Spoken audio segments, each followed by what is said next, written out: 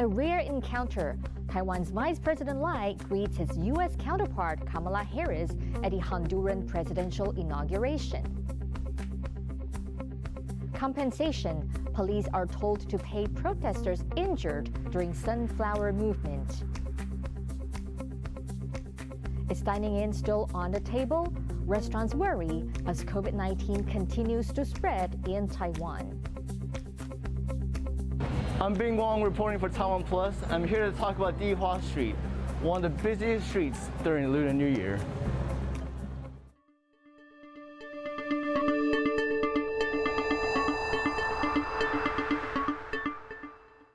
A warm welcome to TaiwanPlus News. I'm Betty Chen.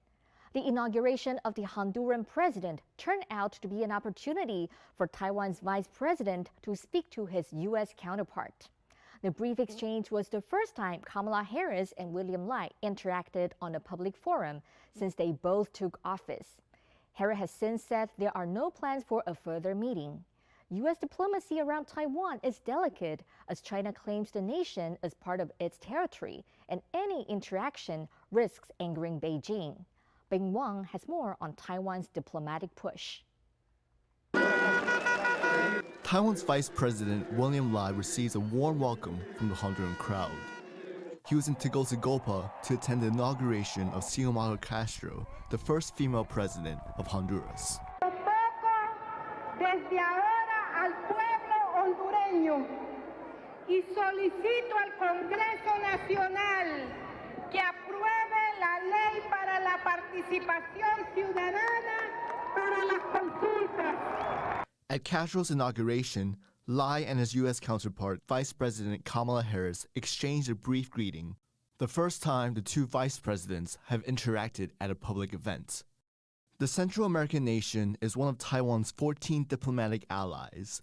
During her presidential campaign, Castro said she would switch diplomatic recognition from Taipei to Beijing, but later she backtracked on that position. Before leaving for Honduras, Lai expressed the Taiwanese government's intention to strengthen ties with the Central American nation.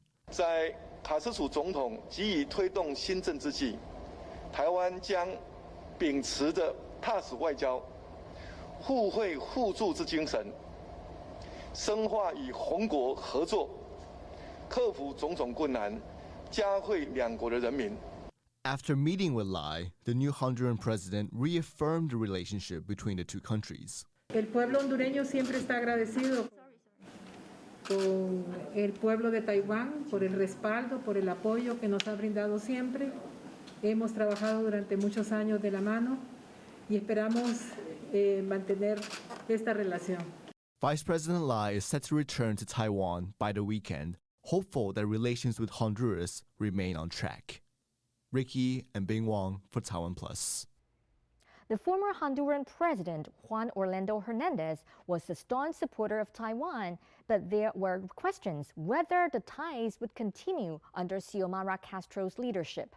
Michael Maza, a non-resident fellow at the American Enterprise Institute in Washington, D.C., told our reporter James Chater that he believes Washington had a role to play in ensuring Taiwan keeps its diplomatic ally. Look, I think it remains a risk. Again, I think Lai's attendance is a good thing, but I think that the United States has been instrumental here, right? So in the lead up to the election, U.S. officials made it clear that they hoped Castro, now President Castro, would follow in President Hernandez's footsteps. He had stood up to China's attempts to intimidate Honduras or to encourage Honduras, induce Honduras to switch relations. And that public stance from the United States seems to have had an impact. You know, I think it's also notable that American Vice President Harris will be attending as well. These are both good signs that that Castro's decision to walk back that initial position may be sustainable. And as you just mentioned, Vice President Kamala Harris will also be attending the ceremony in Honduras. Do you think there's a realistic chance Lai and Harris will have a chance to talk? And what, if any, significance do you think such a discussion would have? The United States may one day have to send send forces, send its sons and daughters to help defend Taiwan. And the fact that American leaders don't engage directly with their Taiwanese counterparts, to my mind, breaks faith with American citizens and with the American armed forces. It's time to establish a more high-level dialogue, and this is a great opportunity to do that. Several countries spoke up in support of Taiwan's participation in the World Health Assembly during the annual WHO Executive Board meeting taking place this week. Philip Broussard has the story. Taiwan's allies this week called on the World Health Organization to allow Taipei to take part in the World Health Assembly. They said Taiwan's experiences dealing with the COVID-19 pandemic would be a valuable contribution to the global effort. The WHO should allow the Republic of Taiwan China Taiwan to engage constructively and systematically in COVID-19 related meetings and mechanisms. En especial al gobierno de la República de China Taiwán por su valiosa labor para la contención y lucha contra el COVID-19. Haïti sollicite la participation de Taïwan à nos assemblées. Taiwan first took part in the WHA as an observer in 2008. But Beijing has blocked Taipei's participation after current Taiwan President Tsai Ing-wen came to power in 2016. At this week's WHO meeting, France called for more inclusion and wider representation of all regions. France currently holds the rotating position as representative for the European Union. Transparence, inclusivité, accès à toutes les informations dont l'OMS a besoin pour aider la communauté internationale à prévenir, à préparer et à répondre aux urgences sanitaires en ne laissant aucune région du monde à l'écart. But those words seem to have fallen on deaf ears. When allied nation Paraguay spoke in support of Taiwan this week, the WHO interpreter failed to include the translation. It prompted Taiwan's representative office in Geneva to file a complaint.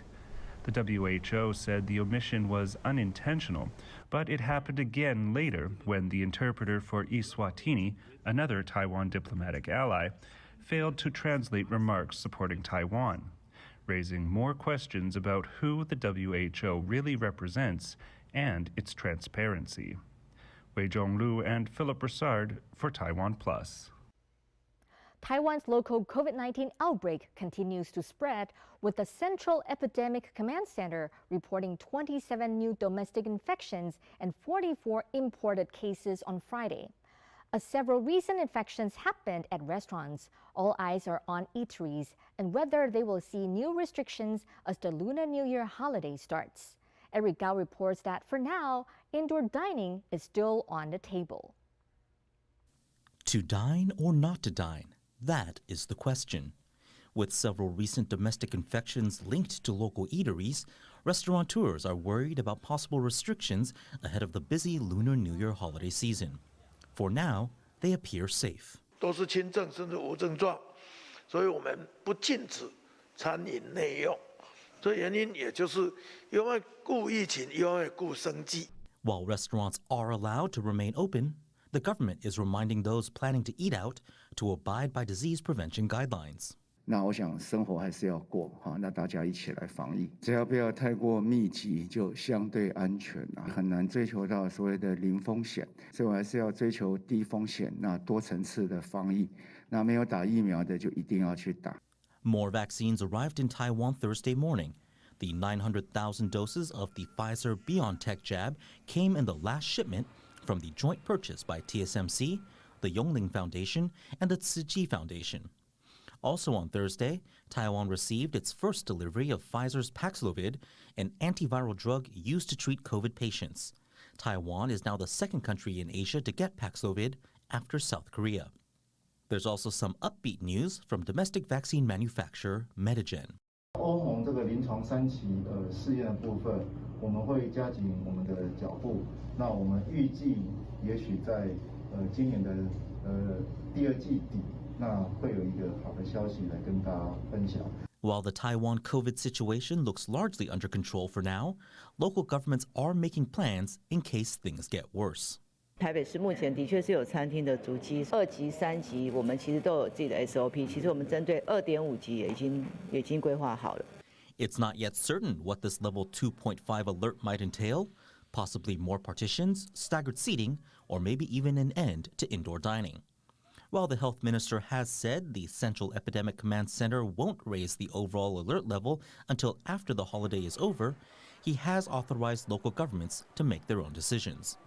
For now, he is encouraging everyone to do their part to prevent the spread of COVID, so everyone can enjoy the holiday. Patrick Chen and Eric Gao for TaiwanPlus. Taiwan's High Court on Thursday ordered Taipei City Police to pay a total of $50,000 to protesters injured during the Sunflower Movement in 2014.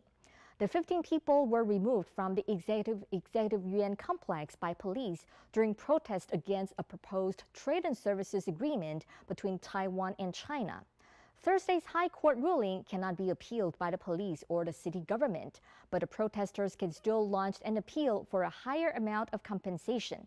Rick Glauert has more. A violent moment in Taiwan's politics. In March 2014, students clashed with police in what became known as the Sunflower Movement.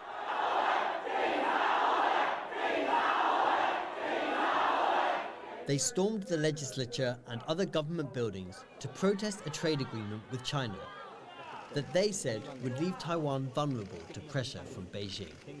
The protesters saw the government at the time as being too friendly towards neighboring China, which claims Taiwan as its own. Journalist Brian Hugh was part of the movement. Again, as I mentioned, young people were seen as soft and weak in the past, but then there's the view that shifted, that they were actually strong and capable, willing to take risks for their future, and that they should be given opportunities for that, to develop them and allow them to influence politics. And so I think that was something that changed. But the police violence in 2014 left an indelible mark on the country. And on Thursday, the High Court ordered Taipei police to pay $50,000 to 15 protesters injured during an occupation of the executive complex. 受到的损害最起码的赔偿跟填补，尤其不应该为了要达到行政长官现实驱离的目的而使用这些非法的暴力。The victims of police violence will continue to fight for justice.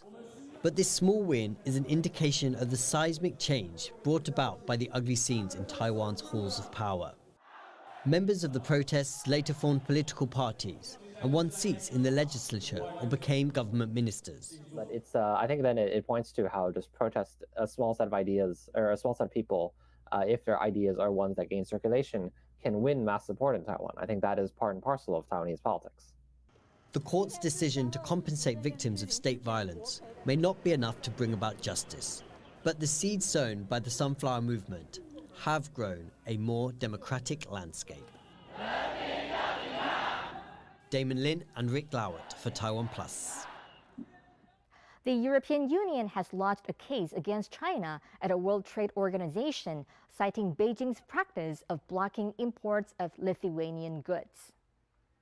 Since December 1st, Chinese customs are banning Lithuanian imports from the Chinese market. The most affected sectors are pharmaceuticals, lasers, electronics, and food.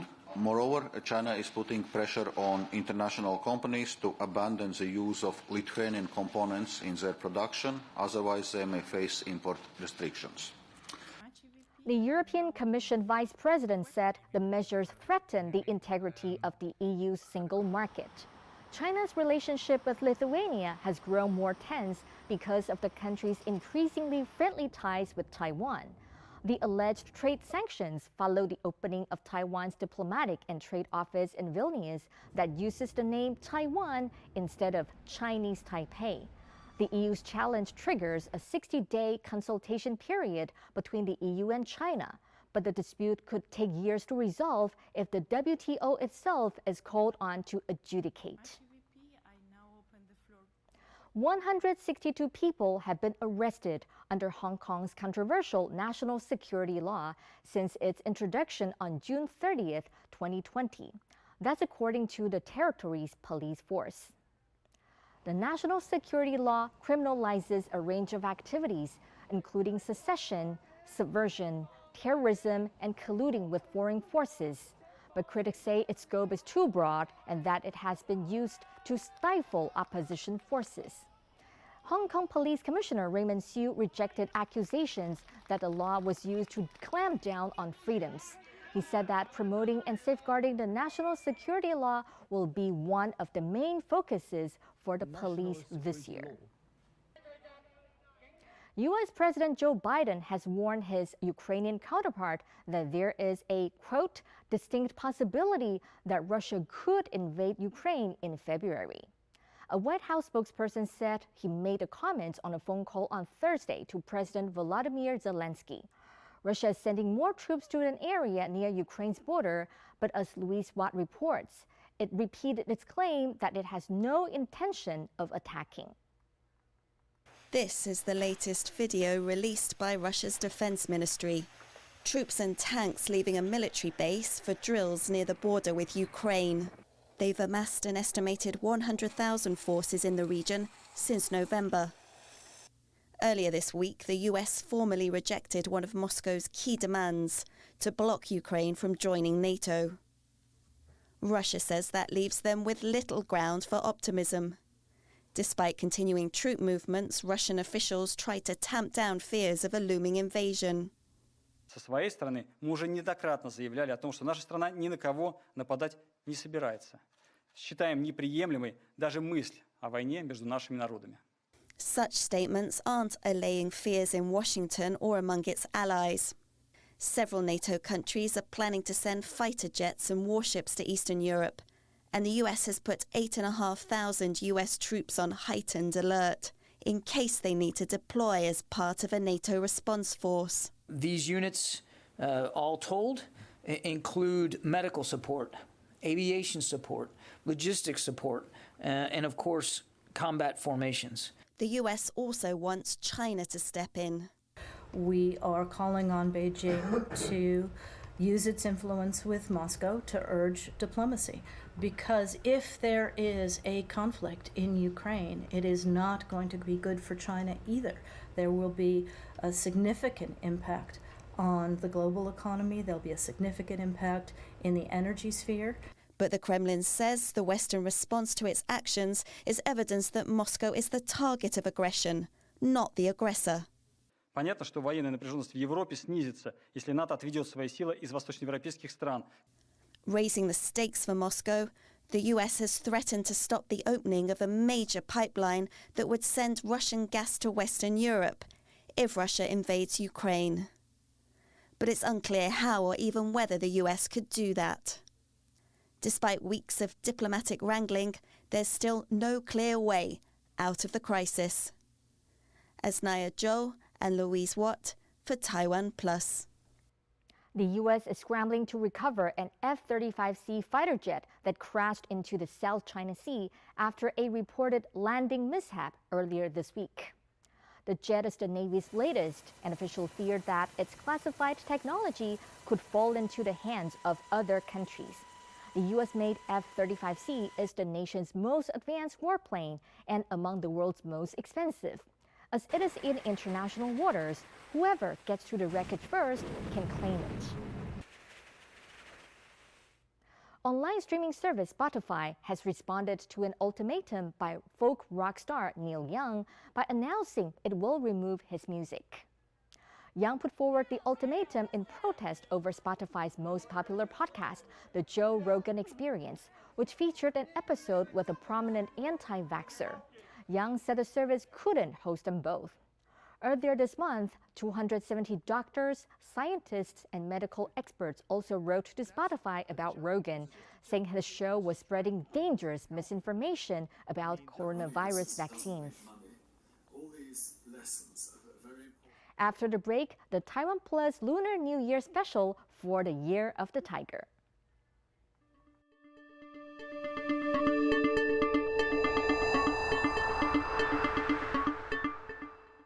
Welcome to the Gym Mando。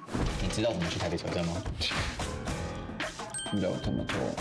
台北哪里好玩 ？What's fun to visit in Taipei？ 我怎么知道？我都没有去逛。你家有几个人？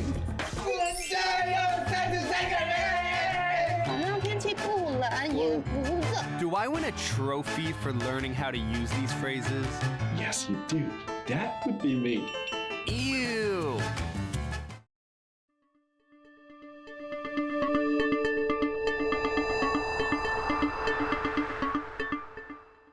What's up, Taiwan? I'm Andrew Ryan, and this is our Year of the Tiger Lunar New Year special. The question is, why am I hosting today? Well, there are two reporters on our team born in the Year of the Tiger, and one of them, of course, is me, and the other one is Jaime Okan. Hi, Happy New Year. What's up, Tiger? What's up, Tiger? Now, as you can probably guess, our ages are multiples of 12. So one of us is 24. And the other is 60. Hey, now, come on. All right, out of here.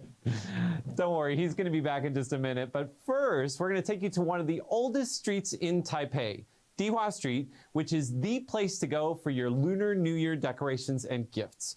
Bing Wang is our guide.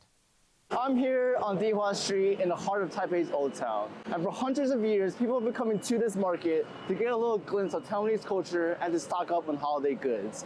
And there's a little saying in Taiwan, how well this market does during Lunar New Year is how prosperous Taiwan will be for the entire year. So let's go take a look. Walking through Dihua Street immediately transports you to Taipei's past. You're hit with the smells of herbs and dried seafood and bright colors of fabrics and New Year's decorations. And just like that, you've become a part of an annual tradition that's been around for centuries. Dihua Street is usually quiet, but just before Lunar New Year, the area transforms into the most bustling market in the city. 我觉得应该是说，就是来这边就会看到大家要准备年货的那个感觉嘛，那当然就会来感受一下这个我们的传统的年味。You can get all of your holiday needs here. The shop owners showcase their goods right outside their stores, hoping to attract customers. The New Year market officially launched in 1996. But the crowds have been coming in for generations. 长久以来，当然就会有很多的货品在这里。那其实过年的时候呢，大家就会很习惯来这边采买一些过年要用的东西，要去准备嘛。People have been buying their goods from shops that have been passed down through generations of the same family. Shops like this one, which sells things for your New Year feast, like fish and a variety of sauces. 我是第二代，现在第三代在接手了哈。其实我们也已经做了80几年，从第一代开始。The annual New Year shopping spree has continued mostly uninterrupted until last year. The pandemic forced the market to close, and that was a blow to shop owners who rely on the big holiday earnings to stay afloat. This year, shop owners have gotten creative, catering to customers who cannot come to the market in person. 今年比较有这些的计划，包括线上线下一起来，这也是台北市政府一起鼓励商圈跟店家要做的，因为现在消费心态有一直在转变。Even though more people are shopping online, there's something irresistible about Dihua Street in the run-up to the Lunar New Year. It's bustling, dude. It is so. There are so many people. I love the decorations they put up. The entrance has this like huge, just like really amazing decoration. So it's pretty cool. So what does my trip to Dihua Street tell me about the upcoming year? Even though people are taking extra precautions, they're coming here in droves, which means it will be a prosperous year of the tiger. Chris Ma and Bing Wang for TaiwanPlus. All right, finally today, we gave all the TaiwanPlus anchors some red envelopes for good luck, but we didn't fill them with money. Nope, we kept it. That's right. Instead, we stuffed the envelopes with questions to learn more about the hosts, and boy, were they disappointed. Have a look.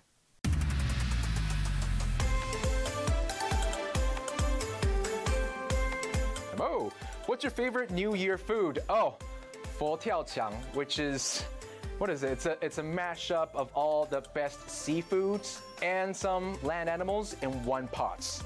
Buddha jumping over the wall. Yeah, Buddha jumping over the wall. That's how crazy Buddhists get when they see this. My favorite is Taiwanese sausages. Those are absolutely excellent. Nothing can beat that. Even when it's not New Year's, I like eating that too. My father would buy this, like little dried sea cucumbers, and he would treat them like pets. So it takes about a whole month to make it grow, to make it like edible, and then he would make a wonderful stew with like abalone and sea cucumbers. 粽子, you know what? In my family, we have a very strange tradition. Usually, 粽子is for 端午节, right? Dragon Boat Festival. During New Year, we always have 粽子 in my family. 寿桃, which is like the bun that looks like a butt. Oh, this guy right here. 寿桃. Poke. Give us a Lunar New Year survival tip. Have a safe space, and I'm just saying, like, it doesn't get dangerous at my house, but there's just so many people around the holiday that sometimes you just need to get away, have a breather. This is easy. Drink lots of whiskey. Plan your homecoming vacation for 2 days, 3 days at maximum. It's concentrated clam, and it's really good for partying. If you are gonna be binge drinking a lot of your favorite beverages, it's a really helpful tip. I never remember to prepare red envelopes. Yeah, I'm taking that home later. Buy a bunch of red envelopes and keep them on you at all times. And you know, it is a time for giving. Sing your favorite New Year song. 每条大街小巷，每个人的嘴里，见面第一句话就是恭喜恭喜恭喜恭喜恭喜你呀！恭喜恭喜恭喜你呀！恭喜恭喜恭喜你！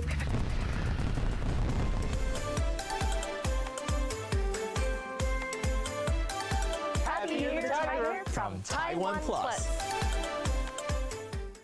Thank you, Andrea and Jaime. For more holiday fun, please download TaiwanPlus app. Thank you for watching TaiwanPlus News. I'm Betty Chen. Stay safe and wish you a happy Year of the Tiger.